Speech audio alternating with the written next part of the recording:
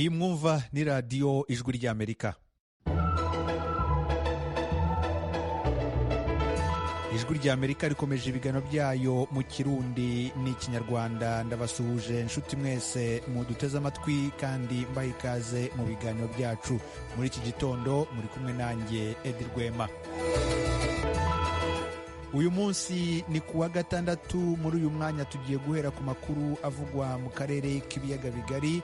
Nyuma y'ibivugwa mu karere turaza gukomereza ku kiganiro iwanyu mu ntara, hanyuma guhera isaa 12 murakurikira ikiganiro dususuruke. Amakuru avugwa mu karere k'ibiyaga bigari.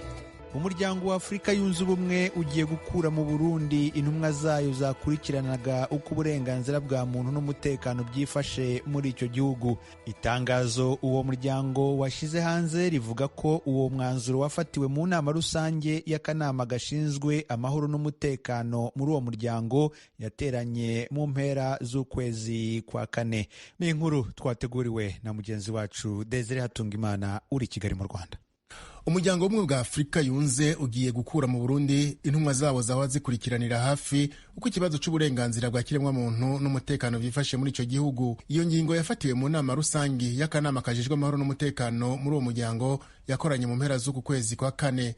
Abagize ako kanama bavuga ko iyo ngingo yafashwe nyuma y'uko babonye ko hari intambwe Uburundi bwateye mu kugarukana amahoro n'umutekano kuva imvururu zo mwaka wa 2015 zadutse. Uwo muryango mu ngingo yawo wakeje indongozi z'u Burundi ku twigoro uvuga ko zagize no ku matora y'umwaka wa 2020 wemeje ko yagenze neza. Ikindi ubumwe bwa Afurika bushima ni imigenderanire igendera bamyiza hagati y'u Burundi n'ibihugu bibanyi co kimwe n'ubumwe bwa Burayi. Umuryango w'ubumwe bwa Afurika usaba Burundi kubandanya inzira burimwo bukabungabunga intambwe bwateye. Abegwa n'ubuzima bwa politike bose nabo basabwa kwihanganiranira mu budasa bwabo. Amabanga y'izo ntumwa azorangira itariki ya 31 y'uku kwezi kwa gatanu. Abicishije ku rubuga rwe rwa Twitter, umushikiranganji ajejwe imigenderanire y'Uburundi n'ayandi makungu Albert Shingiro yashimye ingingo y'ubumwe bwa Afurika, yongera asaba ibihugu bitarakura mu bihano Uburundi kubivanaho vyihuta. Minisitiri w'ububanyi n'amahanga w'u Burundi Ambasaderi Albert Shingiro na Ambasaderi w'Ubuyapani mu Burundi Imai Masahiro kuri uyu wa gatanu bashize umukono ku masezerano yo kuvugurura no kwagura icyambu cya Bujumbura ku kiyaga cya Tanganyika. Mugenzi wacu Pierre Claver niyo nkuru ukorera i Kigali mu Rwanda yaduteguriye inkuru irambuye. Umugambi wo kubaka no kwagura ikivuko ca Bujumbura uzotwara uburyo burenga miliyoni 30 y'amadolari y'Amerika, arenga gato imiliyaridi 90 y'amafaranga y'amarundi. Igihugu c'Ubuyapani nico cemeye gutanga ubwo buryo nk'imfashanyo izo kwishurwamo make kandi buke buke. Jacques Bigirimana atwara igisata kiraba urudandazwa rwo mu mazi n'ibiyaga, akaba n'umuyobozi mukuru w'ikivuko ca Bujumbura, arasigura ibice bikuru bikuru bigize uwo mugambi. La construction du terminal à conteneurs, kubaka no gusanura hashikira n'ahabikwa amakonteneri azanywe n'ubwato, aho kubika ubwato canke kubukorera mu gihe bwapfuye, kwigizayo amazi no kwagura uburinganire bw'ikivuko, guhindukiza amazi aca mu gisagara ca Bujumbura kisuka mu kivuko, no kubaka izindi nyubakwa hamwe no gushiramwo ibikoresho bigezweho.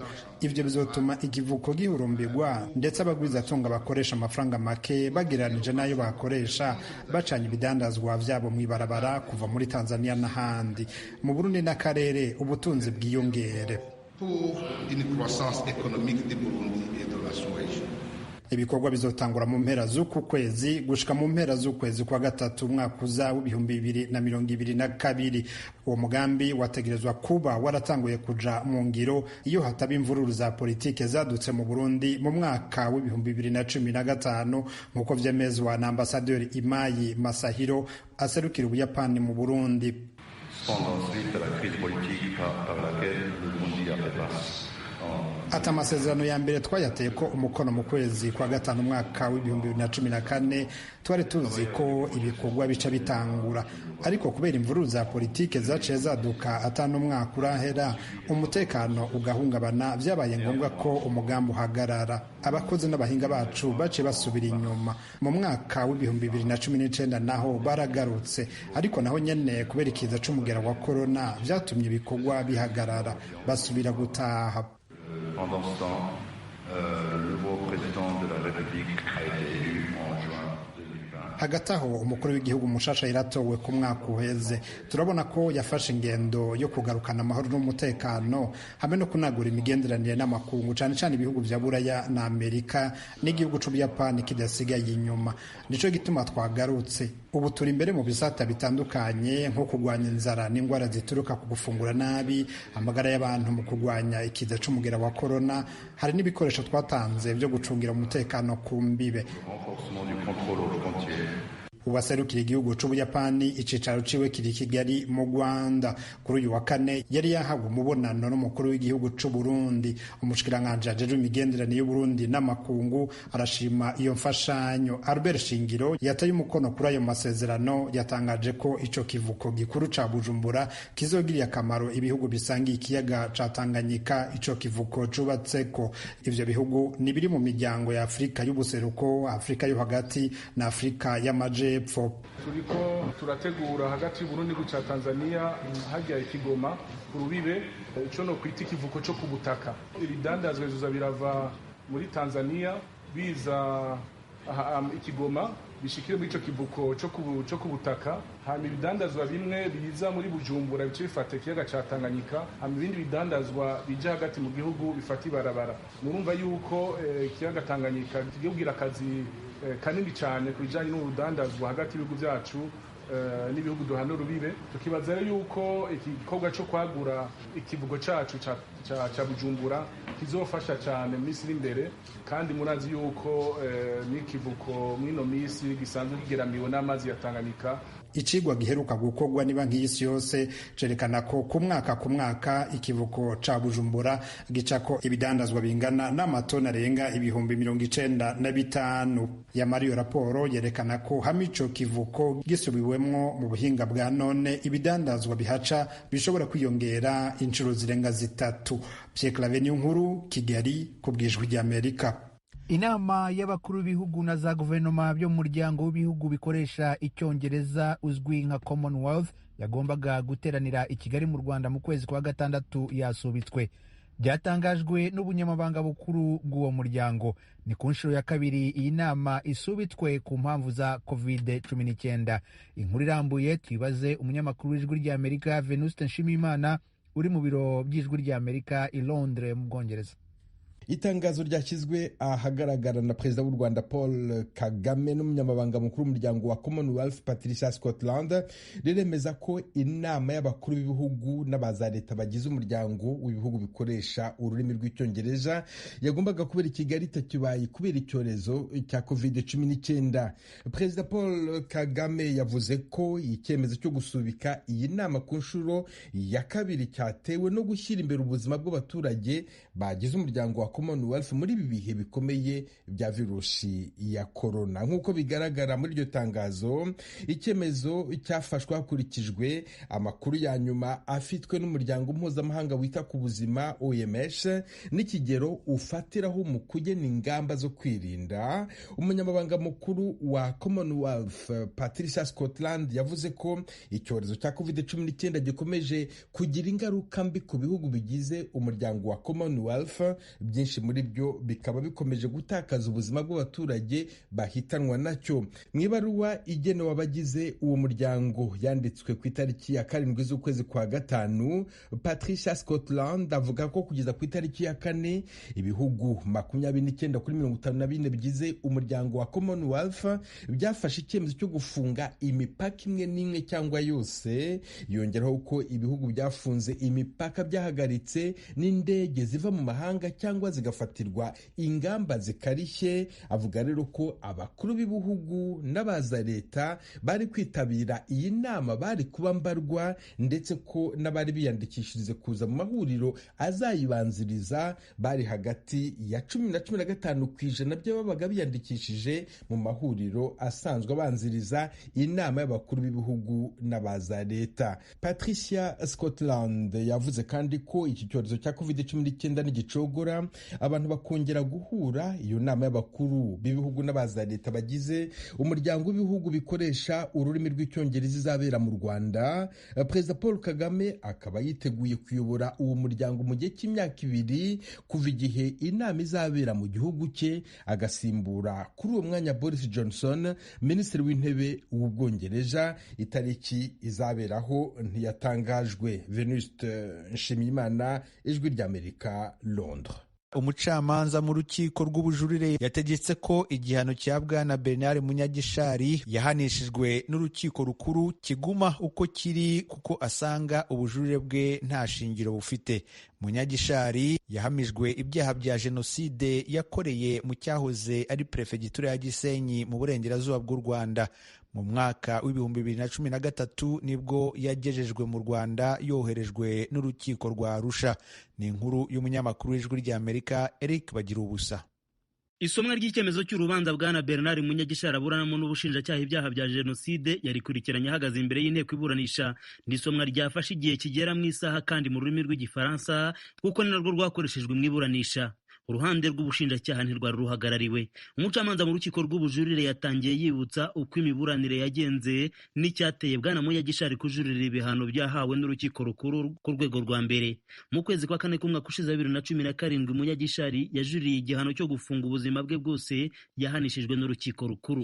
Mu bujurire bw'uregwa avuga ko hari amategeko urukiko rukuru rwirengagije mu kumucira urubanza. Ku rwego rwa mbere Munyagishari yaburanaga ahakana ibyaha bya jenoside byose, agahakana ko atari n'umunyarwanda. Yavugaga ko ari umunyekongo ku mazina ya Nyamudede Mushari Bernard. Ariko umucamanza akavuga ko iyo bigeze ku byaha ndengakamere biri ku rwego mpuzamahanga nka jenoside, nta ntambamye n'imwe yabuza umucamanza kubiburanisha hatitawe ku bwenegihugu bwo aribwo bwose. Bitandukanye no ku rwego rw'ubujurire, Munyagishari yaburanye yemera ibyaha byose uretse icyo gukoresha imibonano mpuzabitsina ku gahato nk'icyaha kibasiye inyokomuntu.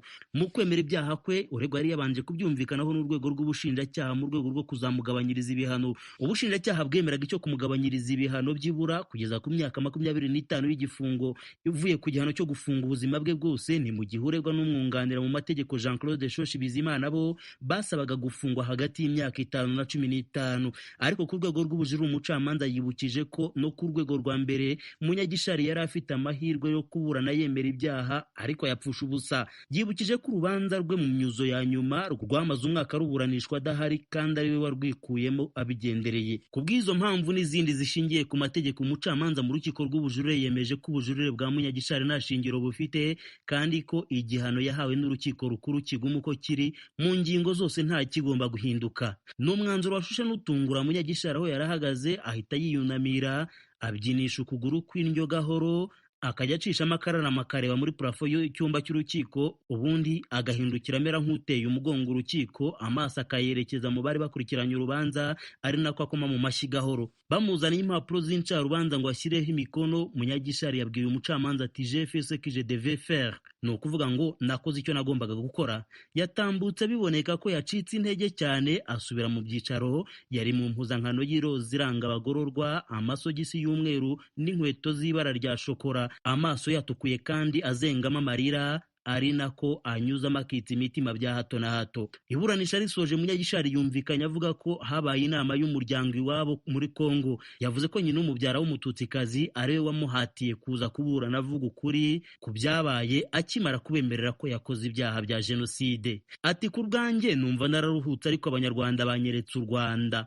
Yakomeje agira ati na Kambanda yaburanye yemera ibyaha bimugendekera gutya. Munyagishari aregwa ko yateye inkunga ibikorwa by'ubwicanyi ku Gisenyi, agakwirakwiza intwaro gakondo gakondo mu nterahamwe akanazitoza ibikorwa byo gukora jenoside. Ariko kandi ibikorwa byo gushyiraho amabariyeri hirya no hino ku Gisenyi, kwitabira amanama atandukanye yateguraga jenoside no kwica abatutsi ubwe ngo yabaga yakuye mu bitero. Ahazwi cyane Munyagishari aregwa ni ahahawe izina rya Komine Rouge bitewe n'ibikorwa by'ubwicanyi byahabereye ku mashuri yitiriwe Mutagatifu Fideli no ku Nyundo. Munyagishari wari umaze igihe kinini afungiwe muri gereza yakira imfungwa ku rwego mpuzamahanga ya Mpanga i Nyanza mu majyepfo y'u Rwanda, ubu yari yarazanywe mageragere mu nkengero z'umujyi wa Kigali. Byari mu rwego rwo kumurindira umutekano kuko akimara kwemera ko agiye kuburana yemera ibyaha abafungwa bagenzi be ngo bamurebye nabi agatinya ko bazamugirira nabi. Munyagishari afatwa nka nimero ya kabiri nyuma ya Pasteur Jean Uwinkindi mu boherejwe n'urukiko mpuzamahanga rwa Arusha kuburanira ku butaka bw'u Rwanda aho bikekwa ko bakoreye ibyaha. Kugeza ubu bose mu boherejwe n'urwo rukiko bahamwe n'ibyaha kandi bakatirwa gufunga ubuzima bwabo bwose. Bagira ubusa Ijwi ry'Amerika i Kigali. Ukomeje kumva radiyo Ijwi ry'Amerika ivugira i Washington DC mu Kirundi n'Ikinyarwanda. Ubu tugeze kuri wa mwanya w'ikiganiro Iwanyu mu ntara.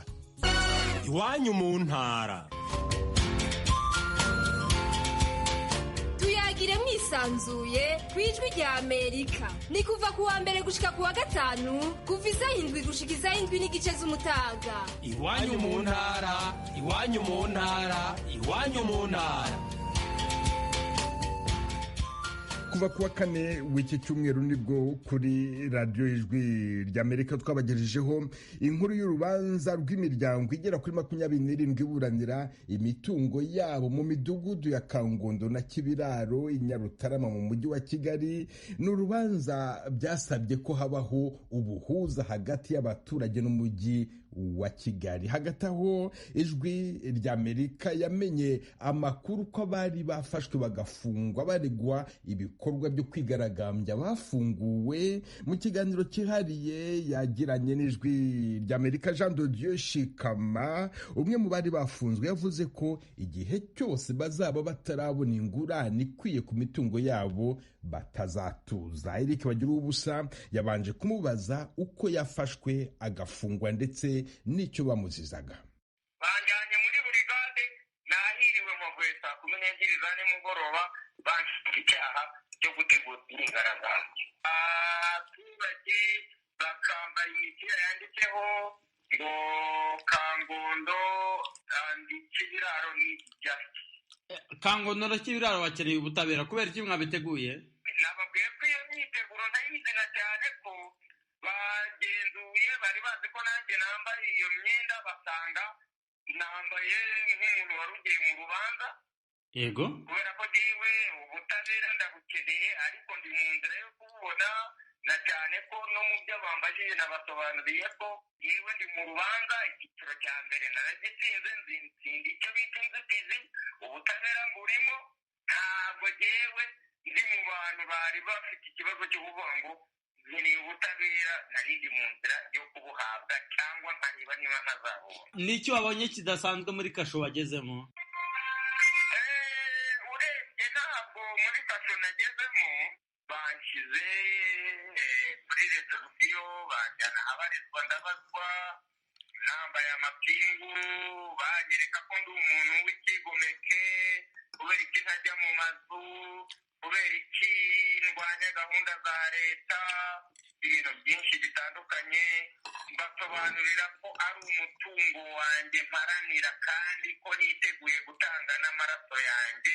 Igishoboka bashobora gukora uretse kundasa ngapfa, ariko nkiri muzima nafungwa, naba ndi muzima ko ntazigera ntuza naharaniye uburenganzira bw'umutungo wanjye.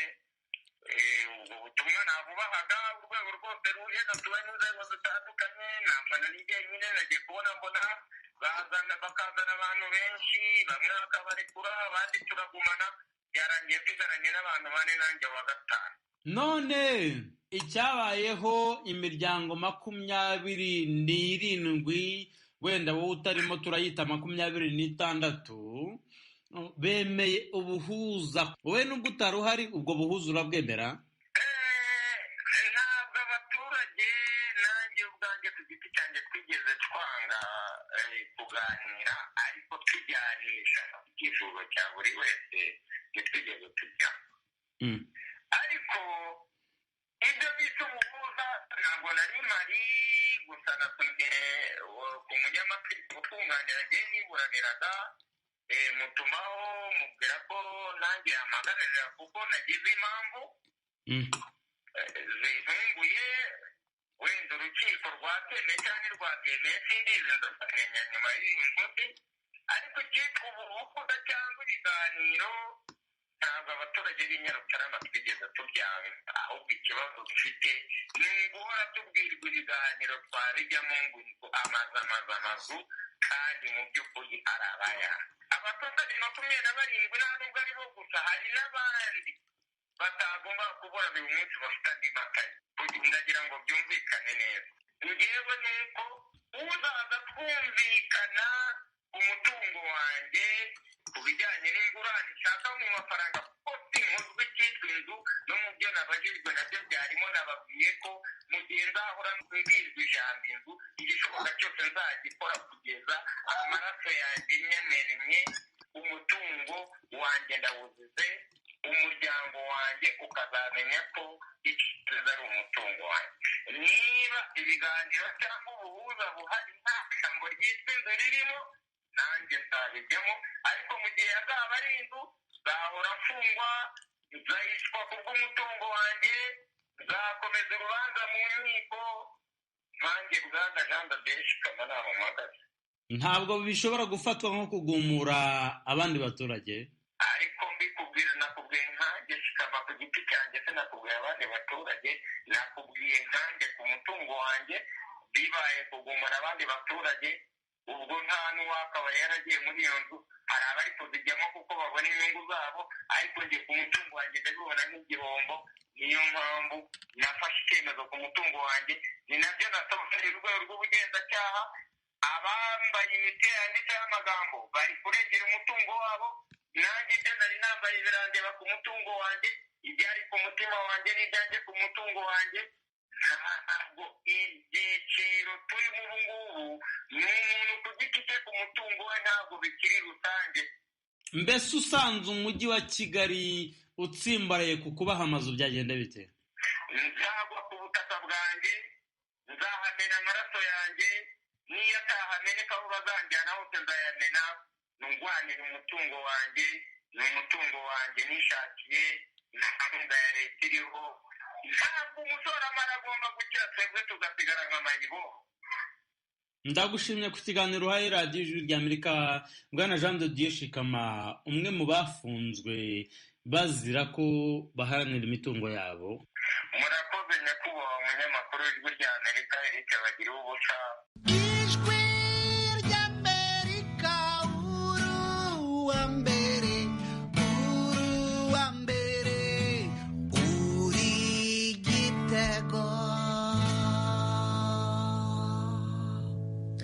umuyobozi w'urwego CVR rushinzwe kumenya ukuri ku mabi yabaye muri kahise ku Burundi no kunga abarundi arahumuriza bamwe mu barundi bibaza ko urwo rwego rwibanda gusa ku bwicanyi bwabaye mu mwaka w'1972.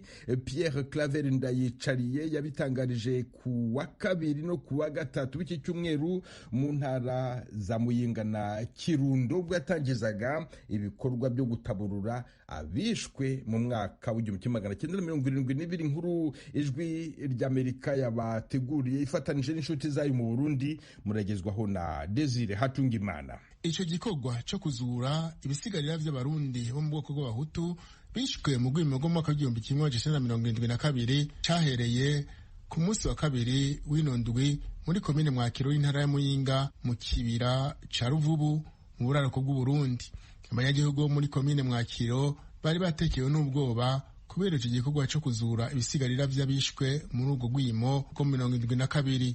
Umukuru w'umugwi CVR yahumurije abanyamwakiro n'abategetsi batandukanye bari bitavye itanguzwa ry'icyo gikorwa mu buraruko bw'Uburundi. Ndayicariye afatira ku bikorwa bimaze kubera mu zindi ntara z'Uburundi. Aho tumaze guca duhereye mu Kamenge dusimbiye mu Rusaka rwa Mwaro, aho tumaze guca tugiye ku Ruvubu muri komine Shombo ya Karusi ibinogo 8 byo mu 72 duca turagaruka mu komine yitwa Giheta ya Gitega dutora ibinogo bitasanzwe ahitwa Mashitsi, ahitwa Nyabunyovu, ahitwa Nyambeho, ahitwa Mutobo, aho hose ni mu 72. Ivyo byose tubimenya kubera abene igihugu. Abanyamwakiro babonye iyo 72 si bake, bavuga ko bagitekewe n'ubwoba bibutse ivyabaye. Simoni Semafa numwe muri bo yari umutima menyo abwira abakunzi b'ijwi rya Amerika ivyo yibuka. Ari no mu bimba ibinogo byatabwamwo abicwa ico gihe.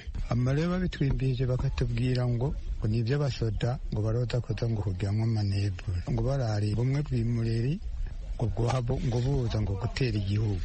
Bw'imureri nabwo rero urumva bari twebwe abahutu. 72 baca baza kurobanura abarimu bigisha ino babatwara babica tutamenye iyo baja. 73 niho bazana nabo koza kubata ngaho. Ibibazo rero jewe nabibonye kuko ndabizi. Ivyo bikorwa vy'umugwi Severe ayimwakiro vyari bitabwe na bamwe mu mashingamateka barongoye incegera ca kabiri c'umukuru w'inama nshingamateka. Abel Gashatsi mu ijambo ryiwe yashimiye umugwi Severe ku vyo umaze kurangura. Turanashima ingene bari ku kiti. Igikorwa c'umugwi Severe nivyo nuko uwurongoye yabishikirije abarundi bamwe hari abashatse kuvuga ibi na biriya. Ubwa mbere umugwi Severe ni umugwi w'igihugu, ni umugwi w'igihugu byavuye mu biganiro, kandi igikorwa uriko urakora ni igikorwa cyo kumenyekanisha ukuri kugira ngo abarundi bamenye ibyabaye mu gihugu, babimenye maze bandurukire bari kuriranire. Kumenya yo kahise k'igihugu nibaza ko ari uburenganzira bw'umurundi wese cyane cyane abari kuno munsi. Umushingamateka Abel Gashatsi yatawe mu mugambwe w'abadasigana iprona waramutswa Uburundi igihe c'ubwo rw'imogo 72 yiyamiriza abavuga ko umugwi Severe uri gukora ibitari vyo. Uwo mushingamateka afatira ku vyo yiboneye ayimwakiro anegura abafata ibintu ko bishakiye. Ko rero hari abavuga ngo ibi umugwi Severe uri kurakora sivyo, ngo kugira kaboze. Nibaza ko abo bantu ari kwihenda cyane. Ibi batweretse ngaha murabona ko igihugu cyacu cyarabayemwo ibibazo, harabayemwo ubwicanyi bwagiye bukurikirana. Insiguro batanze iratomoye, ndetse iyo nsiguro barayiduhaye no mu nama nshingamateka no mu yandi manama.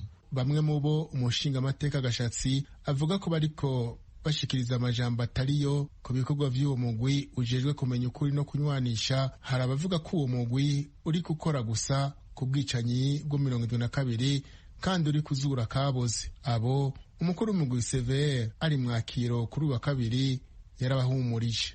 Imigere 10 nitereka uri kurarondera ukuri. Twashimye guhera ku 72 dukore, hanyuma twaragiziguye neza mu namashinga amateka na nkingoza amateka tuvuga tuti nukugira turabe ko abakiriho bogenda tuganiriye, ko ababikoze babakiriho tugenda tubumvirije, duhejeje tuje ku 88 tuje mu 93. Umuntu azogukwegera hariya na hariya azoba ariko arakujuragereza. Ibyo bikorwa by'umugwi Severe bikorera bera mu buraruko bw'Uburundi vyatanguye ku munsi wa kabiri muri komine Mwakiro. Ku munsi wa gatatu naho vyatangurijwe muri komine Busoni y'intara ya Kirundo. Umukuru w'uwo mugwi Petero Karavenda yicariye nyene gutanguza ivyo bikorwa yatangaje ko abarundi bazoshikirizwa icabivuyemwo birangiye n'ahatatanze ikiringo bizomara. Banywanyi b'ijwi rya Amerika, uretse kutwumvira ku mirongo ya FM, ku mirongo migufi ya shortwaves, kuri Facebook na internet mushobora kutwumva biciye ku matelefone yanyu ngendanwa. Ku batwumva muri Tanzania muhamagara ku nimero guteranya 2 5 5 4 1 1 2 ubusa 1 ubusa 6 abatwumva muri Kenya namwe mugahamagara kuri guteranya 2 5 4 2 ubusa 5 2 9 3 2 9 4. kuri mwe mutwumva muherereye muri Amerika muhamagara kuri guteranya 1 3 5 1 9 9 9 5 1 8 5. Ijwi rya Amerika ryongeye kubashimira kuba mudahengeshanya kuryumviriza. Ijwi rya Amerika ni radio yanyu. Aha niho dusoreje aya makuru hamwe na Mukubiri ya Baro umfasha kuyabagezaho buri munsi. Mbashimiye cyane kuba mukurikira radio Ijwi rya Amerika muri benshi cyane cyane abari Ikibeho na Cyahinda, abari ku Mubuga n'Indago, abari Rwamiko no mu Ruhango. Mukomere, mbifurije kurangiza icyumweru neza. Mwari kumwe na Venuste Nshimiyimana.